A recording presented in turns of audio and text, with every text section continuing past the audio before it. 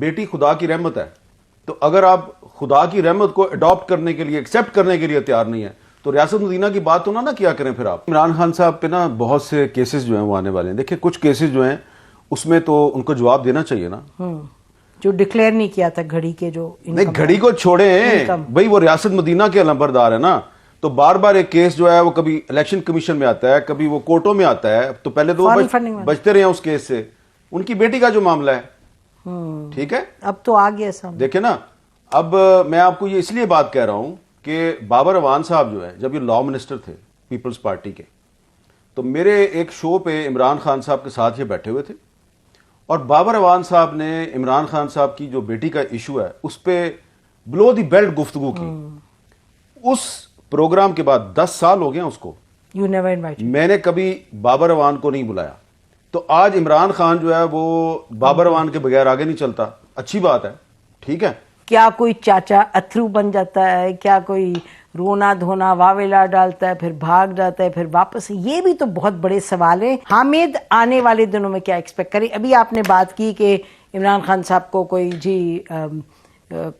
بڑا مشکل وقت ہے سامنے، الیکشن کمیشن نے کہا ہے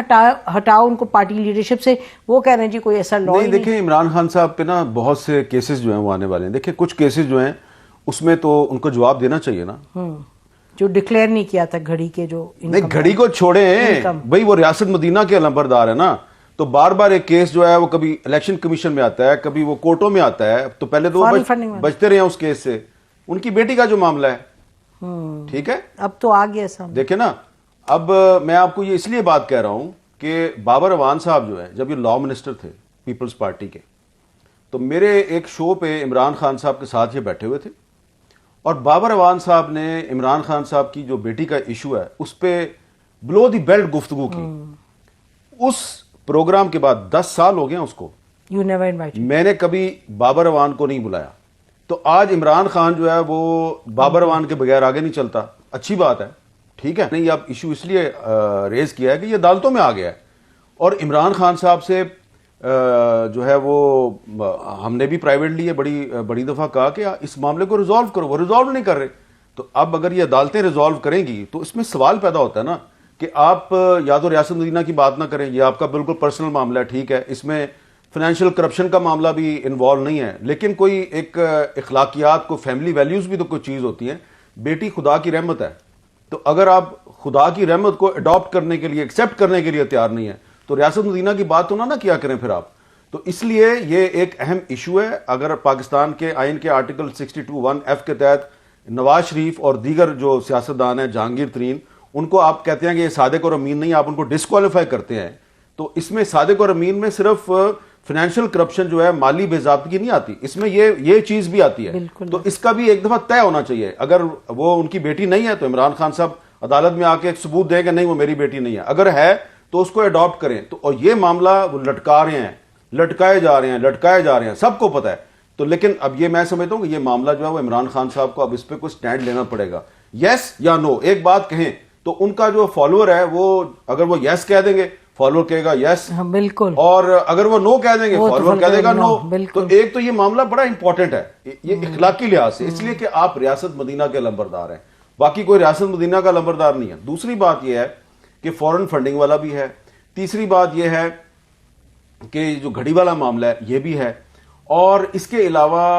اسد عمر صاحب، گھڑی چور کی جو بات ہے یہ تو غلط ہے، کیونکہ مطلب ان کو بحیثیت ایک دیکھیں نا، کیونکہ عمران خان صاحب اپنے مخالفین کو چور کہتے ہیں، ڈاکو کہتے ہیں، تو جوابی طور پہ ان کو بھی چور کہا جا رہا ہے، ٹھیک ہے نا۔ سیاست یہ گند ہے، آپ صحیح کہہ رہی ہیں کہ اس میں چوری تو نہیں کی، ٹھیک ہے، لیکن کیونکہ وہ دوسروں کو چور کہتے ہیں، اور پھر آپ نے یہ بھی کہا تھا کہ میں ان چوروں کے ساتھ بات نہیں کروں گا، ٹھیک ہے، پھر آپ نے ان کے ساتھ بات بھی کی، ولنگنس بھی شو کی، اب عارف علوی کے ذریعے آپ ان سے بات چیت بھی کر رہے ہیں،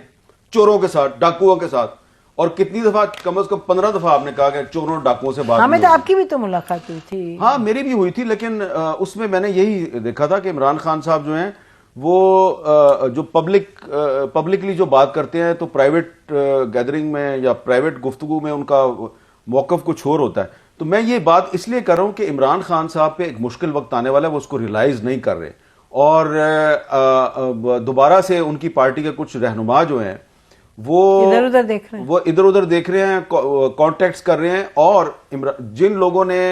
عمران خان کو بطور وزیر اعظم غلط مشورے دے کے ان کو لڑایا مختلف اپنے پرانے موسنوں سے، اب وہی لوگ دوبارہ جو ہیں وہ ان کے آئیز اینڈ ایئرز بنے ہوئے ہیں، تو وہ ان کو دوبارہ نقصان پہنچائیں گے. اس میں عمران خان صاحب کو احتیاط کرنی چاہیے. کرنی ہے تو کرو بھائی، نہیں کرنی تو نہ کرو.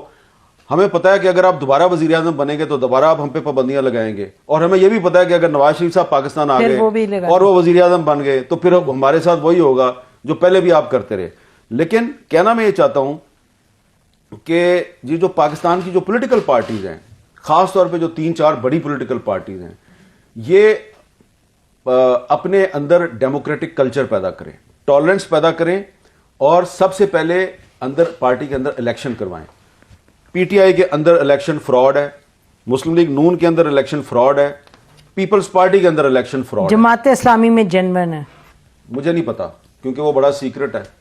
تو مجھے نہیں پتا اس کا. ٹھیک ہے نا، اس میں وہ سیکرٹ مجھے اس کا پتا نہیں ہے زیادہ، کیونکہ وہ اتنا سیکرٹ ہے کہ کسی کو پتہ ہی نہیں ہوتا امیدوار کون ہے. ٹھیک ہے نا، نہیں پتا ہوتا. تو اس میں میری بڑی بحث ہو چکی ہے ان کے بہت سے لوگوں کے ساتھ. لیکن دیکھیں، ہمیں بات صحیح کرنی چاہیے. اگر ہم کہتے ہیں کہ ایک بدترین جمہوریت بہترین آمریت سے بہتر ہے، اور ہم ہر قیمت پہ آمریت کی مخالفت کرتے ہیں، جو بھی فوجی ڈکٹیٹر آتا ہے ہم اس کے سامنے کھڑے ہو جاتے ہیں، سیکورٹی ایجنسیز سیاست میں مداخلت کرتی ہیں ہم اس کی مخالفت کرتے ہیں، ہمیں ہر طرح کی مشکلات کا سامنا کرنا پڑتا ہے، تو پھر یہ بھی ہمارا رائٹ ہے نا، بالکل کہ ذمہ داری ہے ہماری ذمہ داری ہے کہ ہم پولیٹیکل پارٹی سے کہیں کہ اپنے اندر آپ جینون الیکشن کروائیں. 20 سال سے کہہ رہے ہیں. ہاں، اب آپ اپنے اندر جینون الیکشن نہیں کرواتے، لوئر کلاس اور مڈل کلاس کے لوگوں کو آپ آگے نہیں آنے دیتے. آپ پیپلز پارٹی جو ہے وہ 3-4 جو مڈل کلاس کے لوگ ہیں ان کو سینیٹر بنا دیتی ہے، لیکن جب بھی کہیں پہ تبدیلی لانی ہوتی ہے تو اس کے بعد اگر ایم پی اے ہے تو اس کو بھی خریدنے کی باتیں جو ہیں وہ پیپلز پارٹی کی طرف جاتی ہیں، ایم این اے ہے تو اس کو بھی خریدنے کی باتیں پیپلز پارٹی کی طرف جاتی ہیں، سینٹ کا الیکشن آئے تو وہ بھی ساری باتیں پیپلز پارٹی کی طرف جاتی ہیں. تو یہ ہمیں بیوقوف نہ بنائیں کہ آپ نے 3-4 جو سندھ کے جو مڈل کلاس کے سیاسی کارکن ہیں ان کو سینیٹر بنا دیا تو آپ غریبوں کی جماعت ہیں. ایسی کوئی بات نہیں ہے. کنکلوڈنگ سینٹنس یہ ہے کہ آنے والا وقت جو ہے وہ پاکستان کے میڈیا کے لیے ایک بہت بڑا امتحان ہے، اور یہ پولیٹیکل پارٹیز جو ہیں اگر انہوں نے اپنے اندر ڈیموکریٹک کلچر کو فروغ نہ دیا تو ہم نے اٹھانے ہیں سوال، اور جب ہم سوال اٹھائیں گے تو ان میں ٹالرنس لیول ہے نہیں ہے، ڈیموکریٹک کلچر ہے نہیں ہے، تو ان کے ساتھ ایک دوسرے کے ساتھ ہمیں کھڑے ہونا پڑے گا. ارشد شریف پہ کیا خیال ہے جو جے آئی ٹی بن؟ دیکھیں، جو ارشد شریف پہ جو جے آئی ٹی ہے، ہمیں امید ہے کہ وہ جے آئی ٹی تمام لوگوں سے بات کرے گی، تمام لوگوں سے. اور اس میں یہ مطالبہ کرتا ہوں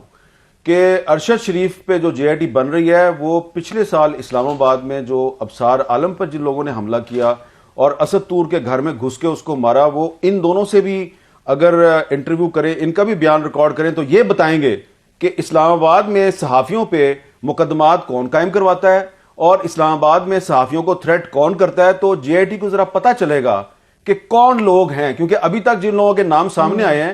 اس میں کچھ اہم لوگ جو ہیں ان کے نام مسنگ ہے، جو کہ میرے خیال سے اصل لوگ ہیں. تو ان تک اگر آپ نے پہنچنا ہے تو ابصار عالم اور اسد طور کی سٹیٹمنٹ بھی لیں، ان کو بھی لیں. بہت شکریہ حامد پروگرام میں آنے کا. ناظرین، اسی کا پروگرام ختم کرتے ہیں. خدا حافظ. پاکستان زندہ باد.